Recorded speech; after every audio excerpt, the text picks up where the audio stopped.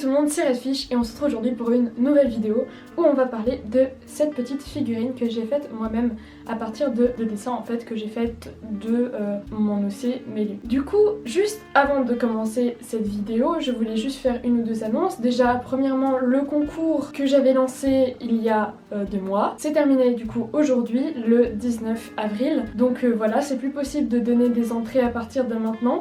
Et puis la prochaine vidéo sera sûrement l'annonce des gagnants, etc.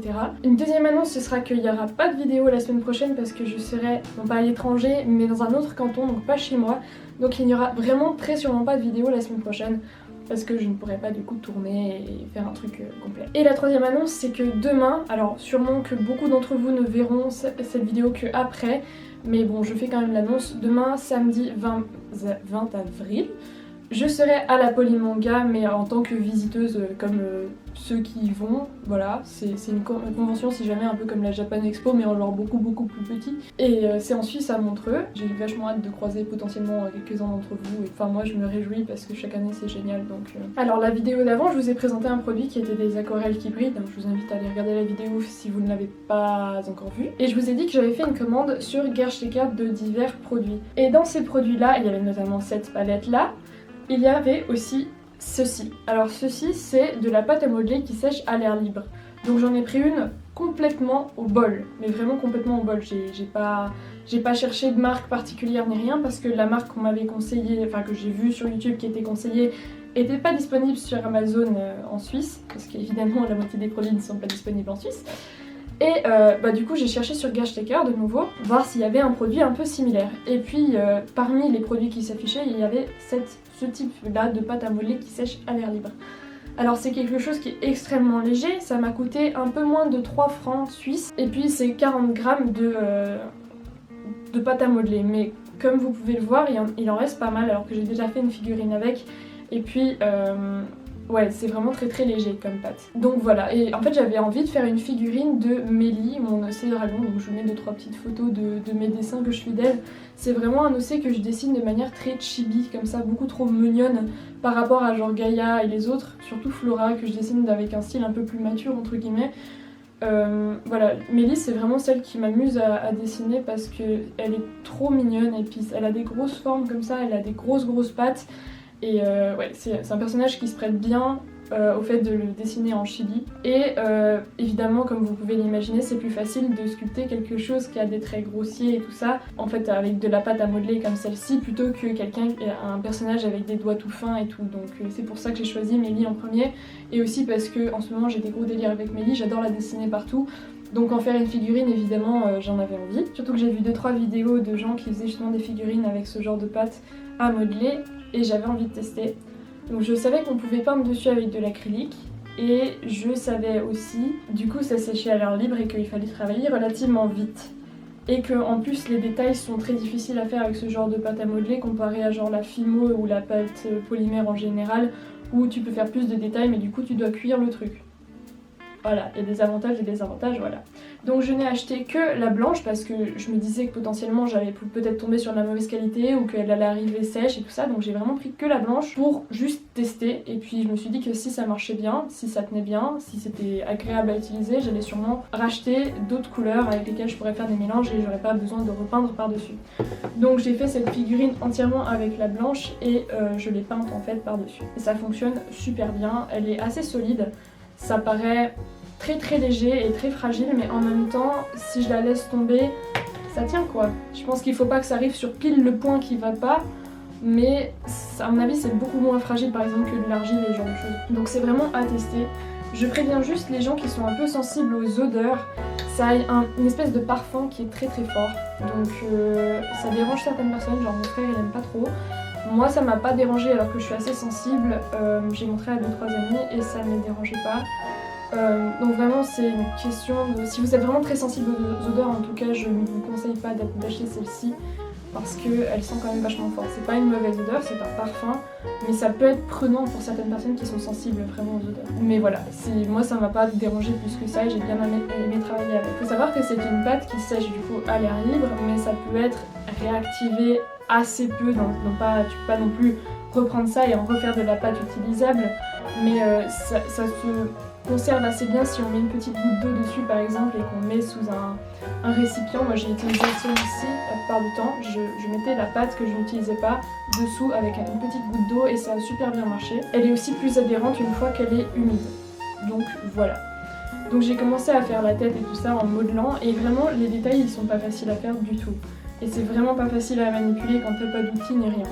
Mais en même temps ça fonctionne relativement bien. Pour lisser les zones entre elles, c'est assez compliqué de faire un effet fluide. Donc il faut vraiment travailler avec de l'eau et vos doigts et vraiment faire attention que ça ne touche pas d'autres objets parce que là du coup votre travail a été un petit peu foutu parce qu'une fois que vous mettez de l'eau pour lisser, ça devient un peu plus collant. Du coup ça risque d'accrocher à des tissus par exemple, ça va prendre les petites particules de tissu et ce genre de choses, donc c'est délicat là-dessus, mais en soi c'est vraiment pas si compliqué que ça à utiliser. D'ailleurs j'ai bien réussi et je suis très fière parce que c'est quand même la première fois que je fais une figurine, j'ai pas touché à ce genre de pâte depuis des années, donc c'est vrai que je suis fière, on peut l'admettre, je suis fière. Une autre partie de la commande c'était ces deux pinceaux. Un qui est de la marque Da Vinci, donc une bonne marque qui m'a coûté un peu plus cher. Très fin en fait, c'est des pinceaux très fins. Donc je l'ai commandé aussi sur Gerstecker. Un Da Vinci et puis un pinceau de la marque I Love Art qui est une marque de Gerstecker eux-mêmes. Donc j'ai acheté ces deux pinceaux et puis je vous en dirai des nouvelles, mais je les ai un peu utilisés justement pour faire les yeux et les détails. Alors faut savoir que c'est beaucoup plus difficile de filmer en fait ce genre de travaux artistiques mais pas du dessin. Par rapport au dessin justement c'est vraiment pas facile parce que la moitié du temps j'avais le nez collé à mon travail et je me rendais pas compte qu'en fait je ne filmais pas ce que j'étais en train de faire, donc au montage j'ai coupé toutes les parties où en fait on voit rien du tout à la caméra, mais du coup vous manquez quand même 2-3 parties où j'ai fait des assemblages par exemple, ou bien carrément toute la chevelure que j'ai oublié de filmer, ou j'ai carrément filmé en dehors, je sais même plus. Je filmais mais je travaillais tellement proche de mon visage que finalement ça se montrait pas du tout à la caméra, donc c'était vachement difficile à filmer pour ça. Surtout que comme c'est un truc avec lequel j'ai pas l'habitude de travailler, j'ai vraiment pas prêté attention au fait que finalement je filmais pas du tout ce que j'étais en train de faire, donc c'était un peu bête. Le truc compliqué qui était aussi, c'était de prendre la même quantité de matière, donc de pâte pour faire les deux jambes. Ça c'était compliqué. Quand il y a deux choses à faire en symétrie, c'est vrai que pour avoir quelque chose de proportionnel, c'était vachement dur, donc il y a eu plusieurs ratés et donc du coup j'ai refait après. Genre par exemple là, la jambe ça ne va pas, c'était pas la bonne longueur, donc j'ai dû enlever, j'ai bidouillé un moment et ouais, c'est un peu pour ça aussi que des fois il y a des moments que j'oublie de filmer parce que tu galères à faire ton truc, tu vas essayer de faire en sorte que ça passe et du coup tu oublies que finalement il y a la caméra là. Je suis vraiment quand même très contente d'avoir réussi à faire ça du premier coup parce que j'ai juste testé avec un tout petit poisson, d'un truc vraiment minuscule, plus petit que mon petit doigt, non vraiment beaucoup plus petit que mon petit doigt. J'ai juste testé ça pour savoir combien de temps il fallait que j'attende avant de commencer à peindre. Et c'est vrai qu'il y a un temps d'attente qui est, je pense, différent pour chaque pâte. Ça dépend à quelle vitesse elle va sécher. Et puis, en fait, le fait de peindre avec beaucoup de liquide, ça va réactiver un tout petit peu la pâte. Donc si elle n'est pas complètement sèche, c'est un peu compliqué. Mais ça reste vraiment pas si dur que ça. J'ai pas l'habitude du tout de faire ça, hein, vraiment pas du tout. J'ai pas pu filmer non plus le moment où je faisais le visage à la peinture parce qu'en fait c'était impossible de mettre la caméra dans un angle qui me dérange pas pour peindre. Alors comme c'est des détails super fins et vraiment difficiles à faire quand t'as pas l'habitude, j'ai pas pu le peindre. Et c'est un truc que j'avais pas mal remarqué, j'étais déçue de pas voir dans les vidéos de gens qui font ce genre de figurines.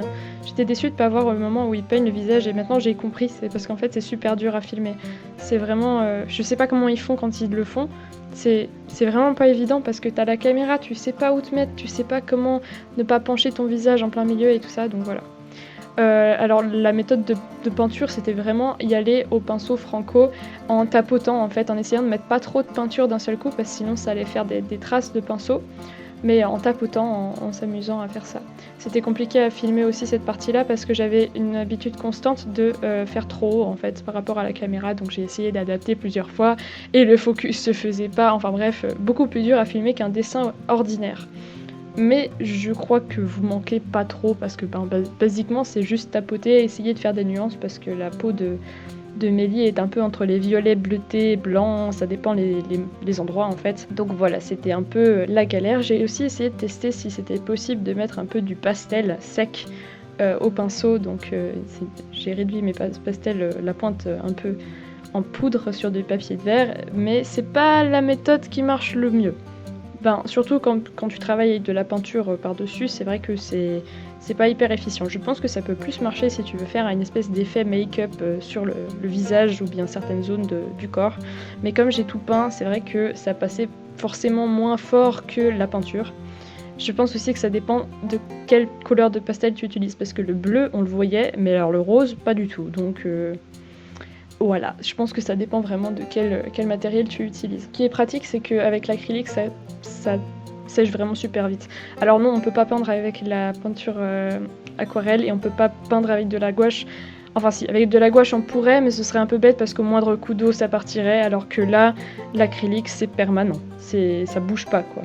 Ça va pas s'effriter ni rien. Et puis si vous voulez redonner un effet un peu brillant parce que ça sèche couleur mat, vous pouvez toujours mettre une petite couche de vernis non mat du coup, ou si vous voulez encore matifier le truc, mettre du vernis mat pour protéger. Voilà, c'est tout à fait possible. C'était compliqué de peindre aussi sans s'en mettre plein les doigts, d'ailleurs je m'en suis mise plein les doigts. Et c'était compliqué de pas foutre en l'air ce que j'avais déjà fait sur le visage avec la peinture des cheveux. C'est vrai que ça c'était pas évident, mais c'était un peu obligé. J'ai pas fait d'erreur sur le coup, c'était juste que ben voilà. Ça aurait été plus facile si j'avais pu mettre directement de la pâte à molder de la bonne couleur. Mais du coup, je n'avais pas ça. J'aurais voulu tester aussi, donc je le ferai sûrement à l'avenir, si on peut colorer directement la pâte quand elle n'est pas sèche en mettant des pastels dedans. À mon avis, c'est un peu foireux comme méthode, mais il faut que je teste avec un petit bout quoi, de pâte et voir comment ça sèche, si ça n'a pas de risque de se casser et des choses comme ça. Donc je vous redirai tout ça sûrement sur Instagram. D'ailleurs, je fais souvent des sondages et des trucs comme ça ou des petites annonces sur Instagram. Donc avant que cette vidéo se finisse, je voulais juste faire un petit shout-out à une artiste qui a fait un fan art de Mélie. Donc je vous mets l'image à la fin. Et voilà, si vous voulez aller checker son compte, elle est vraiment trop chou. Et son dessin est vraiment adorable. Donc n'hésitez pas à aller regarder ce qu'elle fait et n'hésitez pas non plus, si vous n'êtes pas déjà abonné à ma chaîne, à vous abonner si vous aimez bien ce que je fais et puis si vous voulez en voir plus, voilà. Alors on se retrouve du coup dans 2 semaines, si tout va bien, je dirai sur Instagram s'il y a un problème ou pas. À dans 2 semaines.